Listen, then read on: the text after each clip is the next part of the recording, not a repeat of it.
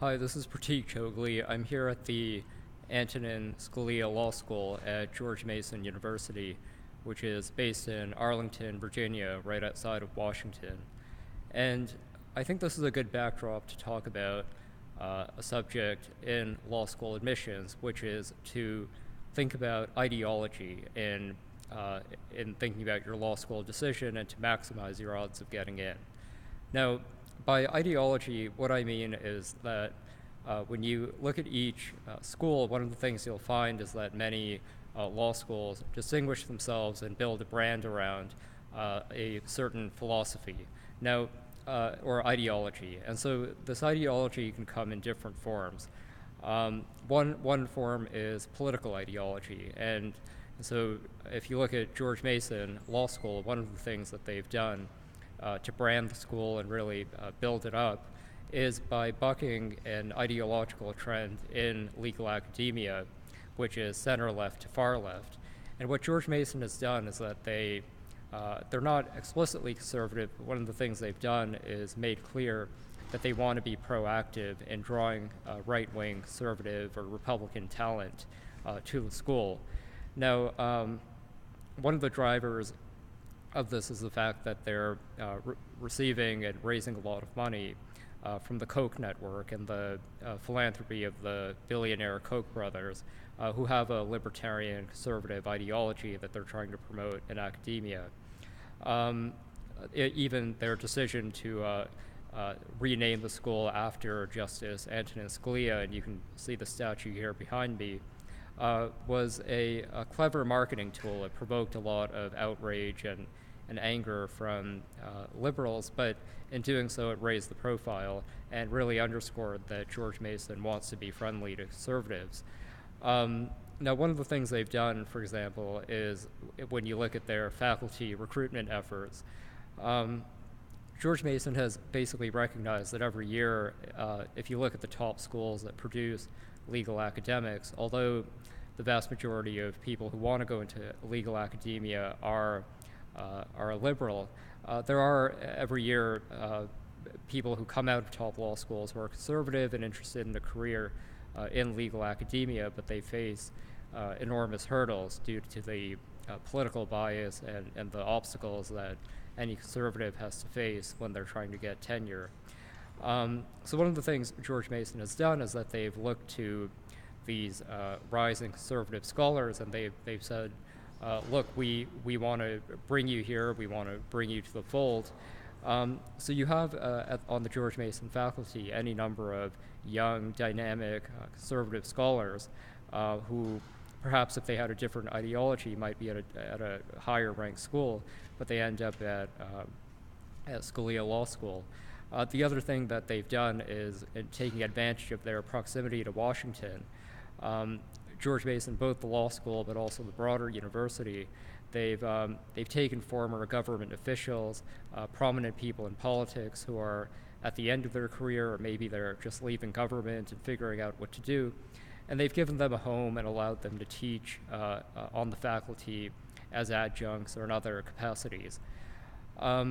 Now, politics isn't the only way a school's ideology can manifest itself. Another obvious example are schools that have a religious orientation. This might be a place like Notre Dame, might be to a lesser degree Georgetown, Fordham. Ave Maria is probably a particularly salient example. And then a third way that ideology can manifest itself is if a school has a particular program or field of study where they have a lot of scholars who are interested in promoting a certain way of looking at the law. So like at Yale, for example, when I was there was an early indication or sign that a lot of the international law faculty members were in the process of developing what they called a Yale school of thinking about international law and policy. Now, this paying attention to the ideology of a law school can be very important for you as an applicant in two ways. First of all, it can help you decide what your goals are and what are the schools that you really want to get into.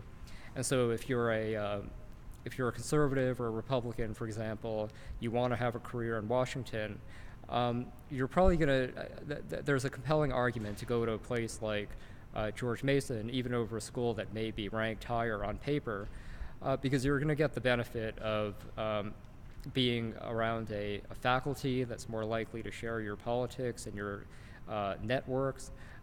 You may find a student body here that's more like-minded, and then you'll benefit from the proximity of being not only in Washington, but near the conservative movement, and you can begin to build out your network, line up donors for different projects, and basically ease your way into a career related to conservative politics or Republican politics, or even just if you want to be ingrained or enmeshed with like the Federalist Society or other sorts of networks. There's an obvious logic to going to a place like George Mason. And then you basically get all the advantages of going to a top law school that makes a lot of sense. And you can do so without having to engage in the cutthroat competition that's required to go to a place like Stanford or Harvard or whatever. So the selection process is one area where thinking about ideology can really matter. Another is that when you're marketing yourself to a school, and here I think that if you have a track record that's very much in line with the ideology of a school, that's an obvious argument that you can make to the law school that you would be a natural or a good fit. So if you were like prominent in the college Republicans as an undergrad, or you're particularly interested in studying originalist legal philosophy, there's an obvious reason why a school like Scalia Law School that has a conservative right-wing brand and a faculty that's vested in these ideas would be very eager to recruit you and to do so over people who might have qualifications or numbers that are higher than you. Another thing you can do is to highlight the fact that you're in disagreement or you have an opposite perspective from the prevailing wisdom at a law school. So let's say, to take the political example again, or let's take a religious example. Let's say you've done a lot of thinking and scholarship and you've become a critic of a certain ideology that a school professes. So let's say, for example, that you have a certain set of views on foreign policy or a certain set of political views, and they run up against the brand of a school. You can use that to make a diversity argument of sorts. You can basically argue that you would be bringing a new contrarian and foreign perspective. You can show the school that you take seriously the work of its scholars, that this is a field of study that you're interested in that you want to engage on, and that you would bring a unique and valuable perspective to the classroom. And there are a lot of different ways to do that. So what I would say is, as you're thinking about, one, where to apply, and two, how to market or brand yourself, think about the ideology of the law schools that you're applying to. Think about what the school themselves are making a deliberate, proactive effort to market themselves on, brand themselves on. Look at what they have to offer that's unique and that has a certain ideology or perspective, and then think about how you can appeal to the school based on that, whether as someone who shares their perspective or someone who's a critic but has something new to bring to the table.